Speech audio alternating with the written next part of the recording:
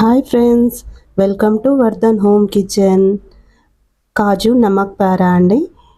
Taste మాత్రం సూపర్గా ఉంది. టీ టైమ్ స్నాక్స్లోకి కూడా తినొచ్చు. క్రిస్పీగా కూడా ఉన్నాయి. పిల్లలు కూడా ఎంతో ఇష్టంగా తింటారండి. ఎలా చేయాలో చూసేద్దామా.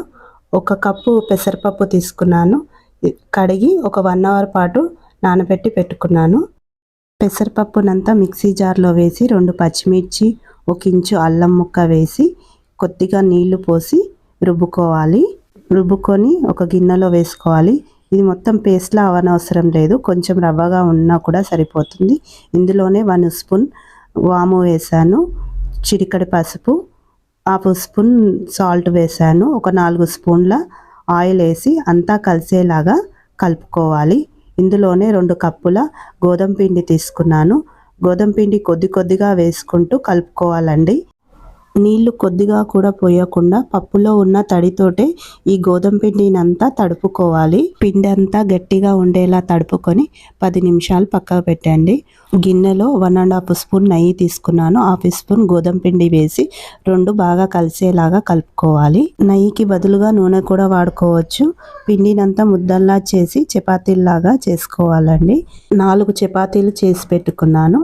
ఇప్పుడు ఒక చపాతీని తీసుకొని మనం కలిపి పెట్టుకున్న నెయ్యి గోధుమ పిండి మిశ్రమాన్ని చపాతీ పైన వేసి చపాతీకి మొత్తం నెయ్యి అంతా అంటుకునేలా రుద్దుకోవాలి. ఆ చపాతీ పైనే ఇంకొక చపాతీ కూడా వేసి నెయ్యి వేసి రుద్దుకోవాలి.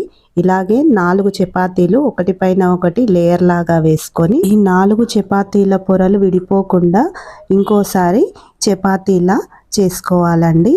చపాతీ పెద్ద సైజులో వచ్చిందని నేను వంటబండ మీద వేసి తాలుస్తున్నాను. కాజు నమక్ పారా చేయడానికి చపాతీ ఈ మాత్రం లావుగా ఉండాలి. ఇంట్లో ఉండే టాబ్లెట్ల బాటిల్ది మూత తీసుకున్నాను. దాంతో కాజు షేప్ వచ్చేలాగా కట్ చేస్తున్నాను. పిండి మీద మూతతో ప్రెస్ చేస్తూ మూతలో నుంచి కాజు తీసేయడమే. చాలా ఈజీగా చేసుకోవచ్చు.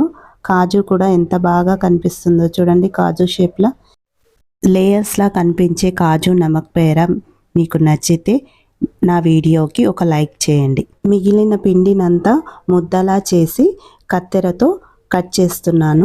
సన్నగా కట్ చేసుకోవాలండి.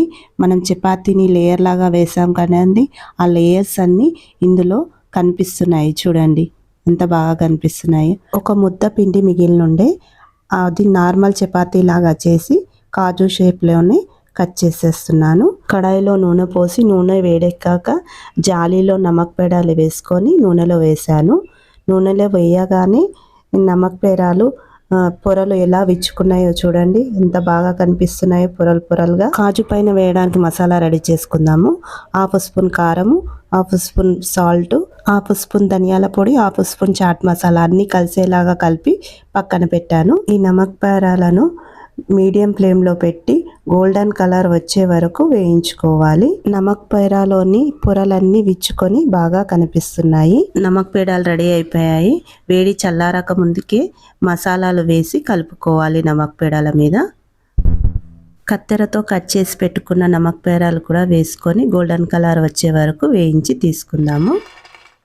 ఒకటే చపాతీతో చేసిన నమక్ పేరాలు కూడా చాలా బాగా వచ్చాయండి. టేస్ట్ కూడా చాలా బాగున్నాయి. చూడండి, గోధుమ పిండితో చేసినా కూడా ఈ నమక్ పేడాలు క్రిస్పీగా వచ్చాయండి. కాజు మధ్యలో లేయర్స్లో మసాలా ఉండి తినేటప్పుడు చాలా టేస్టీగా ఉంటుంది.